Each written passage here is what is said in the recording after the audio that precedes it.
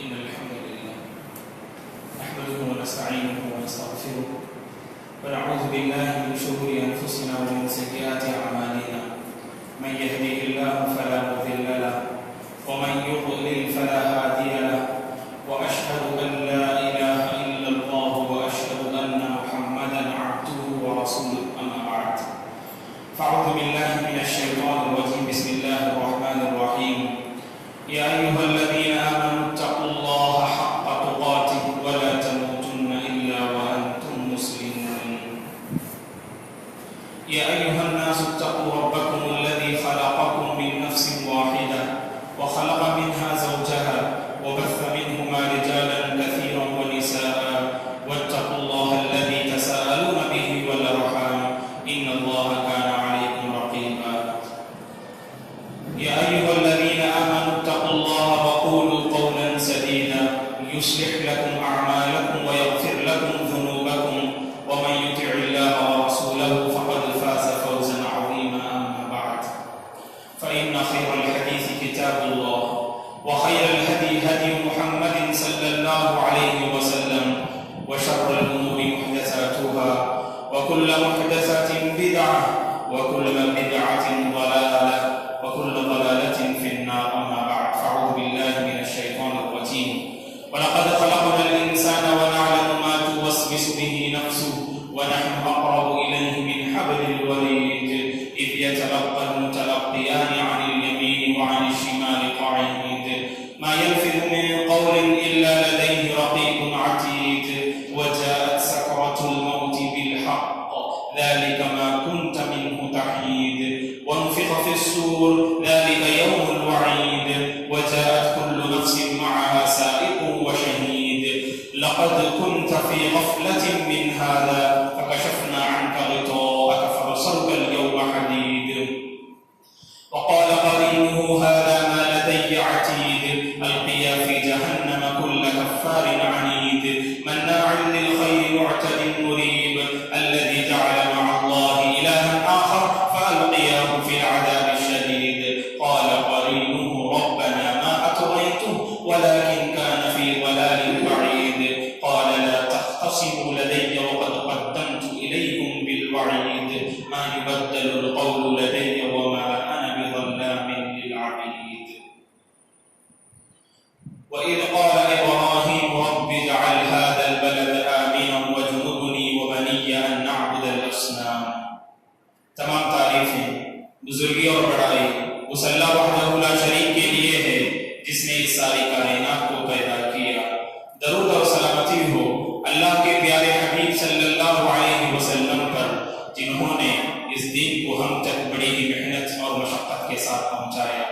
درود اور سلامتی ہو رسول اللہ صلی اللہ علیہ وسلم کے اصحاب رضوان اللہ علیہم اجمعین پر تابعین اور تبع تابعین پر تمام مؤمن مرد اور عورتوں پر اللہ کی رحمت اور اس کی سلامتی آمین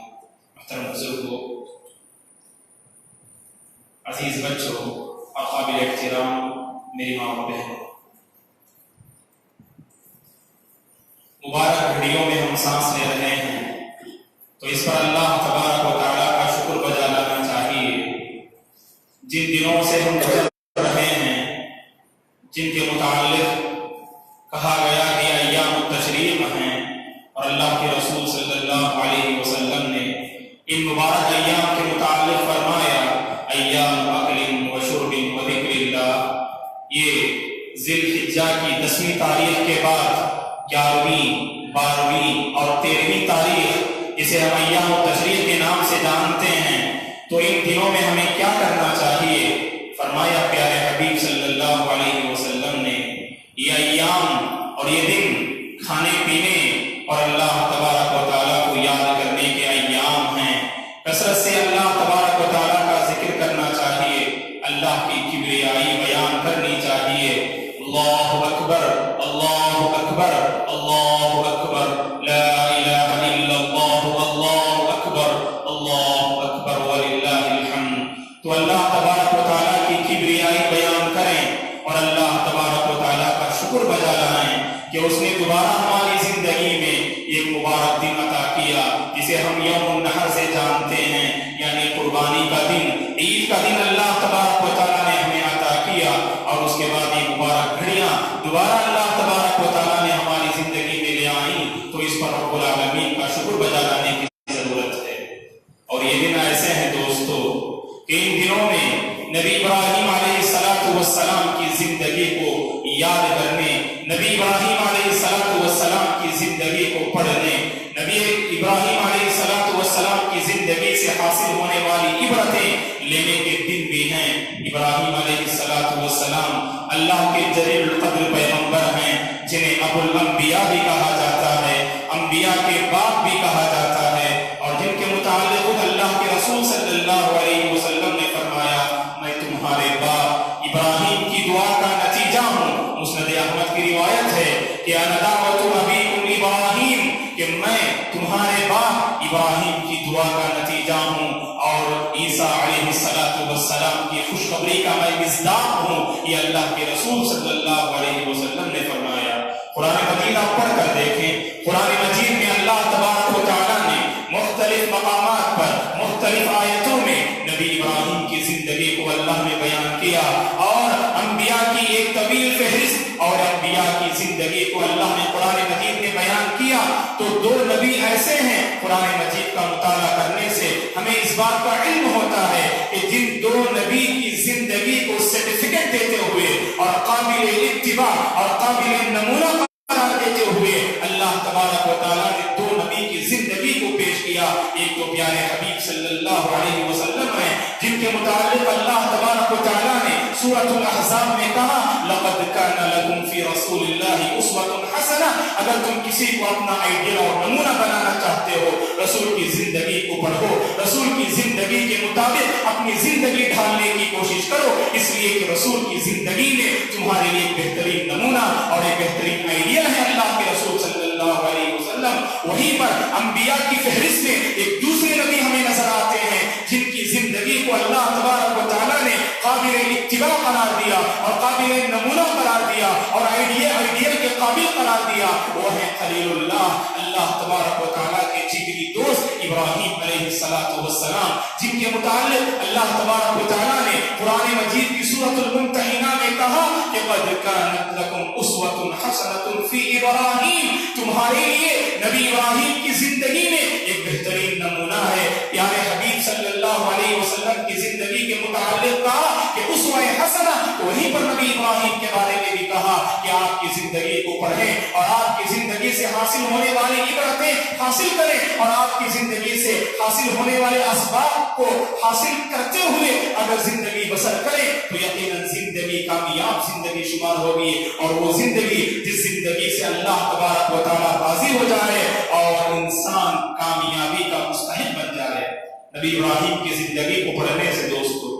جو سب سے پہلا سبق، جو سب سے پہلی نصیحت ہمارے سامنے آتی ہے وہ یہ کہ انسان کو بسا اوقات اور زندگی میں وقتاً فوقتاً تنہائی اختیار کرنی چاہیے، تنہائی اختیار کرنی چاہیے۔ تنہائی اختیار کرتے ہوئے سب سے پہلے اپنی ذات پہ غور و فکر کریں، اور اسی طرح سے اللہ تبارک و تعالیٰ کی نشانیاں جو اس کائنات میں پھیلی ہوئی ہیں ان کا نشانیوں پر غور و فکر کرنا چاہیے۔ یہ نیک لوگوں کی سنت ہے، یہ نیک لوگوں کا طریقہ ہے، یہ نبی ابراہیم کی سنت ہے، اسے اللہ تبارک و تعالیٰ نے قرآن مجید میں سورۃ الانعام میں بیان کیا کہ حق کی تلاش میں آپ نے تنہائی اختیار کی۔ آپ نے سب سے پہلے ستارے کو دیکھا، پھر چاند کو دیکھا، اور اس کے بعد سورج کو دیکھا، اور ہر ایک کے بارے میں آپ نے یہ سمجھا شاید کہ میرا رب ہو سکتا ہے۔ اور جب ستارہ غائب ہوا، چاند غائب ہوا اور اسی طرح سے سورج غروب ہوا تو آپ نے کہا کہ میرا رب کبھی غائب نہیں ہو سکتا، میرا رب کبھی غروب نہیں ہو سکتا، میرا رب تو ایسا ہے جو ہمیشہ باقی رہنے والا ہے، جو سب پر غالب آنے والا ہے، اور میرے رب پر کوئی چیز غالب نہیں آ سکتی ہے۔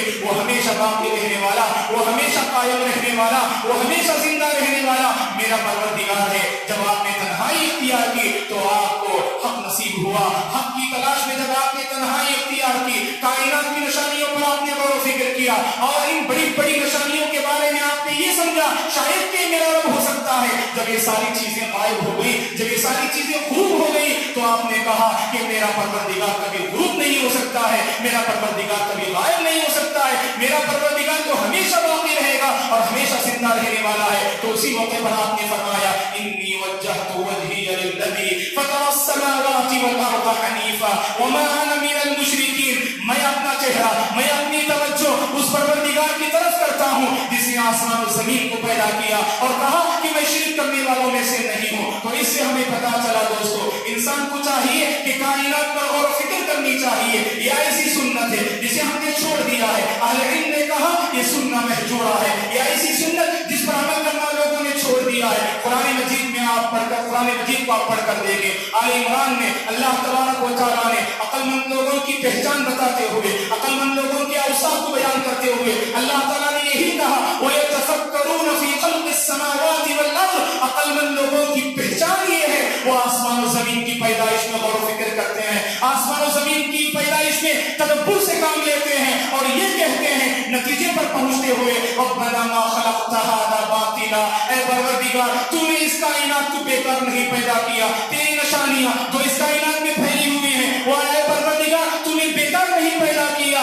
مَا خَلَقْتَ هَذَا بَاطِلًا۔ انسان جب تنہائی میں غور و فکر کرتا ہے تو اس نتیجے پر پہنچتا ہے اللہ تعالیٰ کی کوئی بھی مخلوق، اللہ تعالیٰ کی کوئی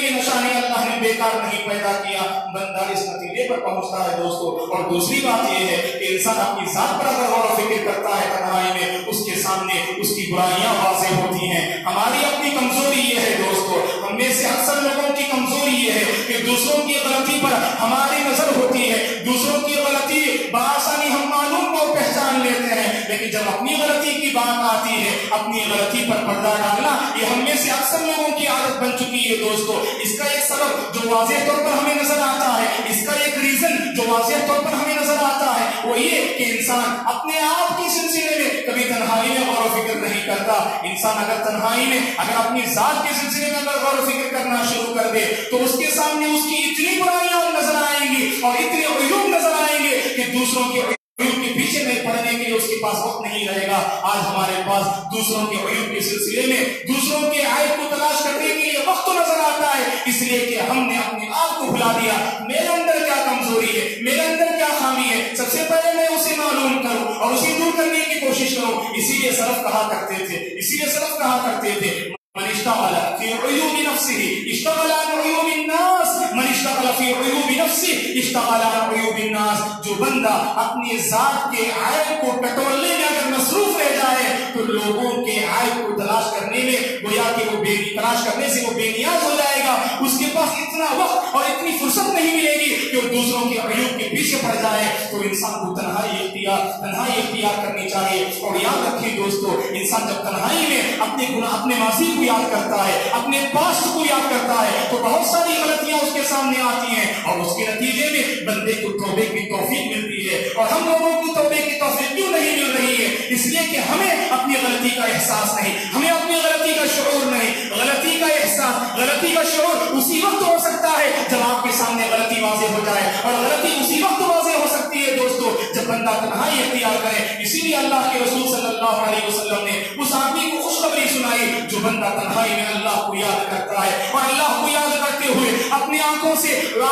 آنسوؤں کی 2 قطرے اگر بہاتا ہے، یہ ادا اللہ تعالیٰ کو اتنی پسند آتی ہے، اس کے پاس کے سارے گناہوں کا اللہ دھل کے رکھ دیتے ہیں۔ اسی کے مطابق اللہ کے رسول صلی اللہ علیہ وسلم نے فرمایا سبعۃ یظلھم اللہ فی ظلہ یوم لا ظل الا ظلہ، کہ کل قیامت کے دن 7 ایسے خوش نصیب ہوں گے جنہیں اللہ تبارک و تعالیٰ اپنا سایہ، اپنے سایہ میں جگہ نصیب فرمائے گا۔ ان میں سے ایک آدمی کا تذکرہ کرتے ہوئے آپ نے فرمایا رجل ذکر اللہ خالیا ففاضت عیناہ، ایک ایسا بندہ جس نے تنہائی میں اللہ کو یاد کیا، رات کی تنہائی میں، اور ایسے وقت جس وقت سارے لوگ آرام کر رہے ہوں، ایسے موقع پر رات کی تنہائی میں اٹھتا ہے، اللہ کو یاد کرتا ہے اور اپنی غلطیوں کا احساس کرتے ہوئے، ندامت کرتے ہوئے، شرمندگی کا اظہار کرتے ہوئے اپنی آنکھوں سے اگر آنسوں کے 2 قطرے بہاتا ہے، اللہ کو یاد اتنی پسند آتی ہے کہ کل قیامت کے دن اللہ تبارک و تعالیٰ حشر کی عدالت میں اپنا سایہ ایسے بندے کو نصیب فرمائیں گے۔ نبی ابراہیم کی زندگی کو پڑھنے سے ایک اور نصیحت جو ہمیں ملتی ہے دوستو وہ یہ کہ انسان کو توحید پر قائم رہنا چاہیے۔ توحید میں کامیابی ہے، توحید میں اللہ کی خوشنودی ہے، توحید کے راستے پر گامزن رہنے سے انسان کے حق میں جنت گویا کہ انتظار کرتی ہے دوستو۔ لہذا زندگی کے ہر معاملے میں توحید کے راستے کو اپنانا چاہیے اور توحید پر قائم رہنے کی ہر ممکن کوشش کرنی چاہیے اور اللہ سے دعا کرنی چاہیے اے پروردگار شرک کی آلودگیوں سے میری زندگی کو پاک رکھ، کفر و بدعات سے پروردگار میری زندگی کو پاک رکھ۔ نبی ابراہیم جن کے متعلق اللہ نے قرآن مجید میں گواہی دی اور کہا ان ابراہیم کان امہ قانتا للہ ولم یکن من المشرکین، ابراہیم علیہ السلام کے متعلق اللہ تبارک و تعالیٰ نے سورۃ النحل میں کہا بے شک ابراہیم ایک پیشوا ہے، بے شک ابراہیم ایک امام ہے، اور کہا کہ قانتا للہ، اللہ تبارک و تعالیٰ کے لیے مکمل یکسوئی کے ساتھ عبادت کرنے والے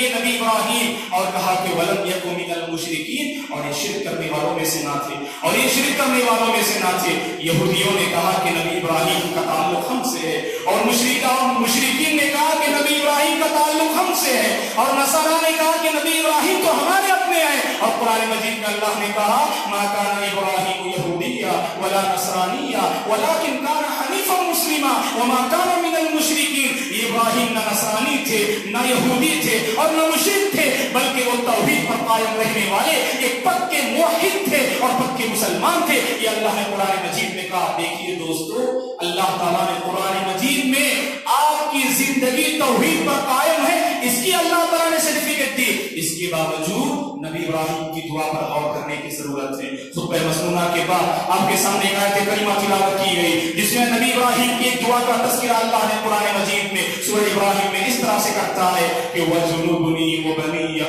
أَن نَّعْبُدَ الْأَصْنَامَ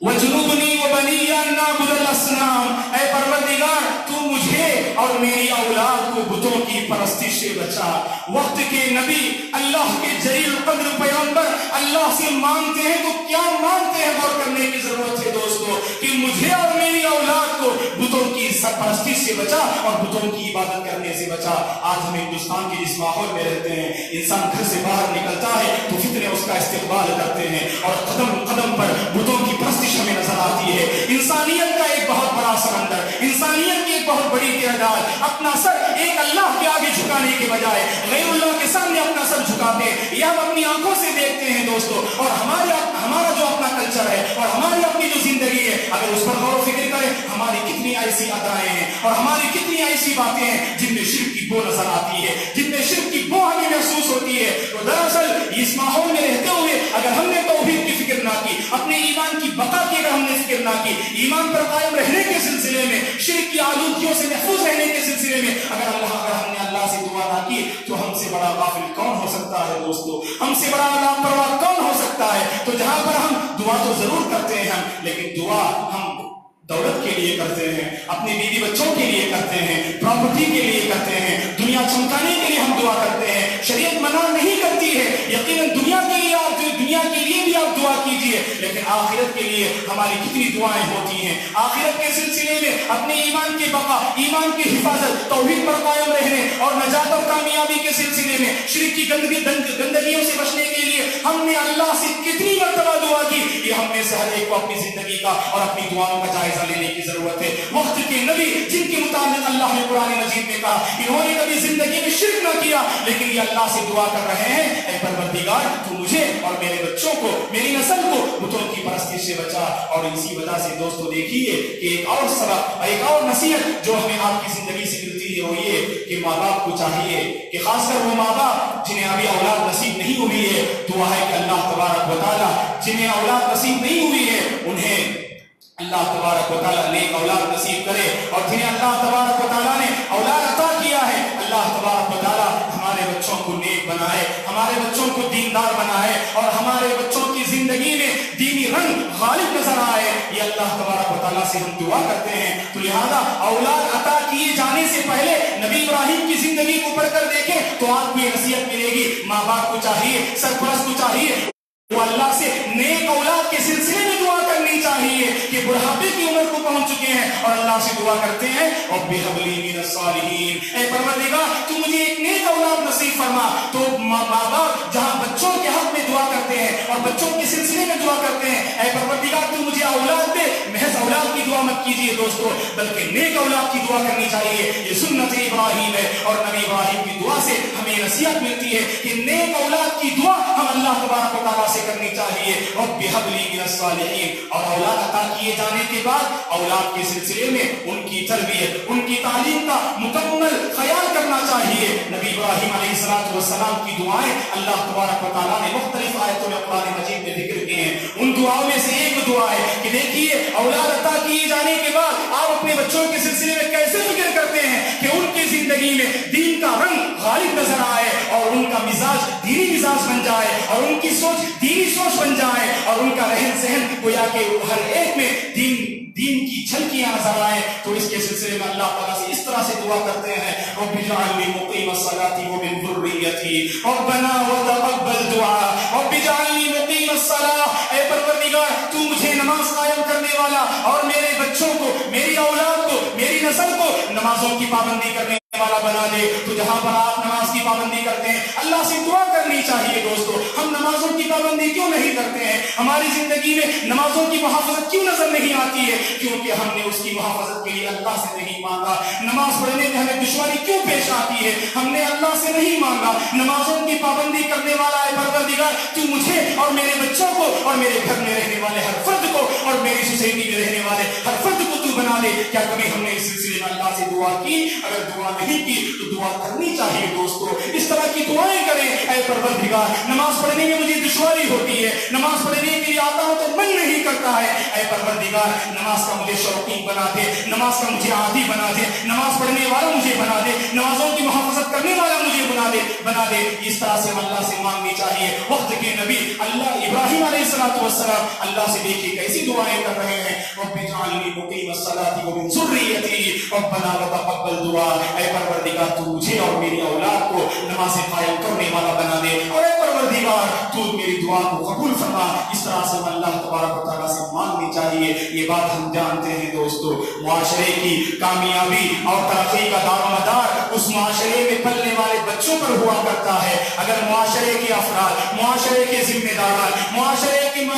میں رہنے والے ہر سرپرست کے اندر اگر یہ فکر آ جائے کہ ہم اپنے بچوں کی صحیح تربیت کریں گے, ان کی تعلیم کا پورا لحاظ رکھیں گے اور اسی طرح سے ان کے مزاج کو ہم دینی مزاج بنائیں گے بچپن ہی سے, اگر ہم نے ٹھان لیا, اگر ہم نے اس پر عمل کر لیا تو یقیناً ہم ایک روشن مستقبل کی امید کر سکتے ہیں. ہم ایسے مستقبل کی امید کر سکتے ہیں جو مستقبل کے جس میں برائیاں ختم ہو سکتی ہیں. معاشرے کے اندر خصوصاً نوجوانوں میں جو بڑھتی ہوئی خرابیاں ہمیں نظر آتی ہیں آئے دن, خصوصاً ہماری اس بستی ٹورنامنٹ میں ہمیں نظر آتے ہیں کہ ہمارے اپنے نوجوان جو دین سے دور نظر آتے ہیں اور جن کے اندر بہت ساری اخلاقی گراوٹیں, بہت سارے اخلاقی خرابیاں نظر آتی ہیں. یہ دراصل ماں باپ اور سرپرست بچپن میں ان بچوں کی صحیح تربیت کی طرف توجہ نہ دینے کا نتیجہ ہے. دوستو اسی لیے اگر ہم چاہتے ہیں ایک صالح معاشرہ وجود میں لائیں, ایک صالح معاشرے کی اگر ہم تشکیل دینا چاہتے ہیں تو اس کے لیے چاہیے ہر سرپرست اور ذمہ داران اور والدین کو اپنے گھر اور اپنے ماحول میں رہنے والے بچوں کی تربیت کا پورا پاس و ریاض کرنا چاہیے. وقت کے نبی ابراہیم علیہ السلام دیکھیے اپنے بچوں کو کیسے نصیحت کرتے ہیں. یا بنی ان اللہ اصطفى لکم الدین فلا تموتن الا وانتم مسلمون. ابراہیم علیہ السلام اور اپنے بچوں کو جمع کرتے ہوئے, اسی طرح سے یعقوب علیہ السلام اپنے بچوں کو جمع کرتے ہوئے کیا نصیحت کرتے ہیں. ان اللہ اصطفى لکم الدین, اے میرے بچوں بے شک اللہ تعالیٰ نے تمہارے لیے جس دین کو اختیار کیا ہے وہ دین اسلام ہے. فلا تموتن الا وانتم مسلمون, تمہاری موت حالت اسلام میں آنی چاہیے. مسلمان بن کر تمہیں اس دنیا سے رخصت ہونا چاہیے اور زندگی کے آخری سانس تک اسلام کی تعلیمات پر عمل پیدا ہونا چاہیے. یہ ابراہیم علیہ السلام اپنے بچوں کو نصیحت کرتے ہیں. تو وہی ماں باپ کو چاہیے جہاں پر ہم دنیا کے سلسلے میں فکر کرتے ہیں, اپنے بچوں کے برائٹ فیوچر کے لیے ہم فکر کرتے ہیں دوستو, اسی طرح اپنے بچوں کی آخرت سنوارنے کے لیے, اپنے بچوں کی زندگی میں دینداری اور دین بیداری پیدا کرنے کے لیے ماں باپ کو بچپن ہی سے اپنے بچوں کے ذہن کو ریفریش کرنے کی ضرورت ہے, اپنے بچوں کی ذہن سازی کرنے کی ضرورت ہے اور اپنے بچوں کو مساجد لے کر آئیں, مساجد سے ان کا تعلق رکھیں, نیک لوگوں کی صحبت اور اچھے لوگوں کی صحبت بچپن ہی سے کرانے کی کوشش کریں. یقیناً اگر ہم اس معاملے میں اگر ہم کامیاب ہو گئے, ہم یقیناً ایک روشن مستقبل کی ہم امید کر سکتے ہیں. دوستو آپ کی زندگی کو پڑھنے سے, نبی ابراہیم کی زندگی کو پڑھنے سے ایک اور نصیحت جو ہمارے سامنے آتی ہے دوستو وہ یہ کہ انسان کو آخرت کی ہمیشہ فکر کرنی چاہیے. انسان کو ہمیشہ آخرت کی فکر کرنی چاہیے. اللہ تبارک و تعالیٰ نے ابراہیم علیہ السلام کو مقام خلیل پر فائز فرمایا. خلیل یعنی اللہ تعالیٰ کے جگری دوست میں آپ کا شمار ہوتا ہے, آپ کو انبیاء کا باپ کہا جاتا ہے.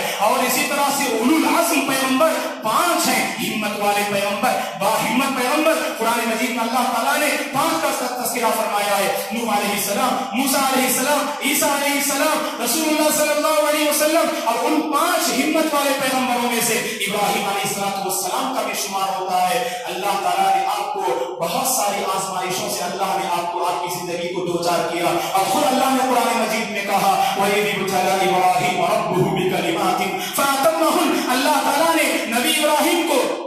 कई तरह से आजमाया और हर आजमाइश का मुकाबला उन्होंने ईमान से किया, हर आजमाइश का मुकाबला उन्होंने सब्र के साथ किया और हर आजमाइश का मुकाबला उन्होंने इस्तिकामत के साथ किया। तो खुद अल्लाह ने कहा फअतम्महुन और उसके बाद अल्लाह ने कहा कि इन्नी जाइलुका लिन्नासी इमामा, क्या इब्राहिम मैं लोगों के हक में तुम्हें इमाम बनाने वाला हूँ। ये सारी नेमतें अल्लाह ने आपको नसीब फरमाए, मकाम इमामत और मकाम खुल्लत, मकाम खलील पर अल्लाह ने आपको फाइज फरमाया। लेकिन इसके बावजूद नबी इब्राहिम की जिंदगी में आखिरत की फिक्र कैसे नजर आती है दोस्तों। देखिए नबी इब्राहिम अल्लाह से दुआ करते हैं वला तुखज़िनी यौमा युबअसून, वला तुखज़िनी यौमा युबअसून, ऐ परवरदिगार तू मुझे उस दिन रुसवा ना कर जिस दिन सारे लोग उठाए जाएंगे, जिस दिन सारे लोग मैदान महशर की तरफ गोया के जमा किए जाएंगे और अपनी कब्रों से उठाकर मैदान महशर में जिस दिन सारे लोगों को जमा किया जाएगा उस दिन ऐ परवरदिगार तू मुझे रुसवा ना कर। क्यों? यौम ला यनफउ मालुन वला बनून, वो ऐसा दिन होगा जिस दिन न माल काम आएगा, न दौलत काम आएगी, न जायदाद काम आएगी, न अपनी औलाद काम आएगी, इल्ला मन अतल्लाह बिक़ल्बिन सलीम, जिसका दिल सलीम हो, फितरत पर हो, यानी जिसका दिल फितरत पर हो, तो आप जिसे हम कल्ब सलीम कहते हैं, तो ऐसे दिल के साथ जो बंदा मैदान महशर में आए, हशर की अदालत में हाजिर हो, ऐसा ही बंदा कामयाब हो सकता है। तो देखिए आपकी इस दुआ को पढ़ने से हमें यह सबक मिलता है कि इंसान को वक्तन फवक्तन अल्लाह तबारक व तआला से दुआ करनी चाहिए कि ऐ परवरदिगार तू हमें हशर की अदालत में रुसवा ना कर, जहन्नम के अज़ाब से बचा और जन्नत में हमारा दाखिला फरमा। इस तरह हमारी दुआओं में ये आखिरत की फिक्र का असर जो है जाहिर होना चाहिए, जैसा कि वक्त के नबी इब्राहिम अलैहिस्सलाम दुआ करते हैं वला तुखज़िनी यौमा युबअसून यौमा ला यनफउ मालुन वला बनून। यकीनन इब्राहिम अलैहिस्सलाम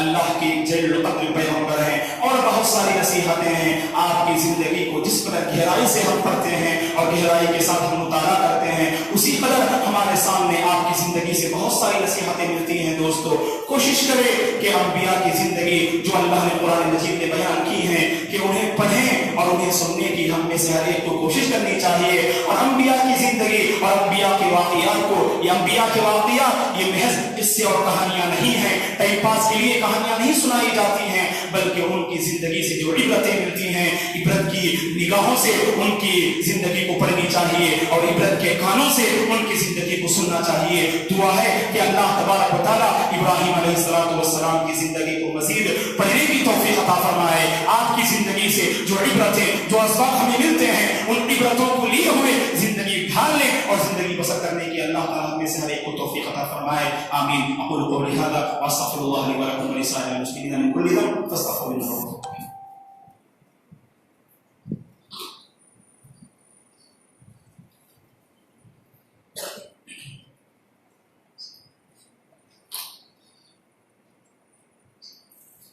इन्नल हम्दुलिल्लाह नहमदुहु व नस्तईनुहुhu व नस्तगफिरुहु व नऊज़ु बिल्लाहि मिन शुरूरि अंफुसिना व मिन सय्यिआति अअमालिना मन यहदिहिल्लाहु फला मुदिल्ल लहु व मन युद्लिल फला हादिय लहु व अशहदु अन ला इलाहा इल्लल्लाह व अशहदु अन्ना मुहम्मदन अब्दुहु व रसूलुहु अम्मा बअद फअऊज़ु बिल्लाहि मिनश शैतानिर रजीम इन्नल्लाहा व मलाइकतहु युसल्लूना अलन नबी या अय्युहल्लज़ीना आमनू सल्लु अलैहि व सल्लिमू तस्लीमा अल्लाहुम्मा सल्लि अला मुहम्मद व अला आलि मुहम्मद कमा सल्लैता अला इब्राहीम व अला اللهم بارك على محمد وعلى ال محمد كما باركت على ابراهيم وعلى ال ابراهيم انك حميد مجيد. الله اكبر الله اكبر الله اكبر لا اله الا الله الله اكبر الله اكبر ولله الحمد. اللهم اعز الاسلام والمسلمين واذل الشرك والمشركين. ربنا لا تؤاخذنا ان نسينا او اخطانا ربنا ولا تحمل علينا اصرا كما حملت على الذين من قبلنا ربنا ولا تحملنا ما لا طاقة لنا به واعف عنا واغفر لنا وارحمنا أنت مولانا فانصرنا على القوم الكافرين. ربنا لا تزغ قلوبنا بعد إذ هديتنا وهب لنا من لدنك رحمة إنك أنت الوهاب. اللهم آت نفوسنا تقواها وزكها أنت خير من زكاها أنت وليها ومولاها أنت وليها ومولاها.